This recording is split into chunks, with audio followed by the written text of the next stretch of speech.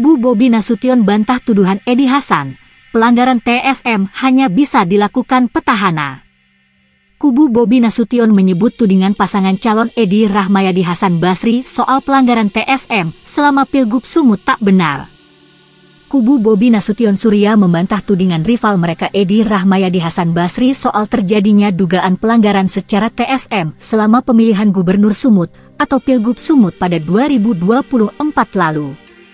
Bantahan tersebut disampaikan oleh kuasa hukum Bobi Surya, Sesar Panjaitan dalam sidang lanjutan sengketa Pilgub Sumut di Gedung MK pada Rabu, 22 Januari 2025. Sesar menilai, pelanggaran TSM dalam kontestasi politik lebih memungkinkan untuk dilakukan pasangan calon yang berstatus petahana atau incumbent. Paslon Bobi Surya diketahui bukan merupakan calon incumbent. Bobi masih berstatus sebagai wali kota Medan, bukan sebagai gubernur Sumatera Utara. Dia melanjutkan, akan lebih rasional bila calon petahana mengkondisikan situasi dengan menggerakkan ASN ataupun perangkat desa dan kecamatan untuk memberikan dukungan, termasuk melakukan praktik politik uang. Edi Rahmayadi sendiri diketahui memang merupakan calon petahana dalam Pilgub Sumut.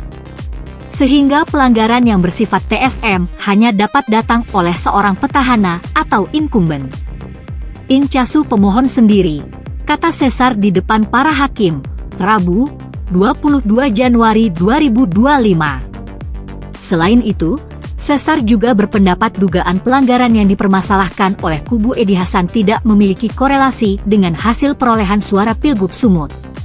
Bahkan, dugaan pelanggaran tersebut juga disebut sudah dilaporkan kepada Bawaslu sebelumnya, sehingga tidak relevan untuk dibahas kembali di MK. Dugaan pelanggaran tersebut tidak berkorelasi dan tidak ada simplifikasinya dengan perolehan suara, ujar Sesar. Bantahan terhadap tudingan yang dilempar oleh kubu Edi Hasan juga disampaikan oleh KPU Provinsi Sumut. Kuasa hukum KPU Provinsi Sumut, Unoto Dwi Yulianto, membantah dengan tegas adanya dugaan pelibatan ASN serta penyelenggara pemilu yang tidak netral dalam pilkada tersebut. Tidak benar Yang Mulia, ucap Unoto ketika ditanyakan kebenaran dugaan tersebut oleh hakim. Sebelumnya, kuasa hukum Edi Hasan, Bambang Wijoyanto, menuding paslon Bobi Surya telah melakukan pelanggaran TSM selama Pilgub Sumatera Utara.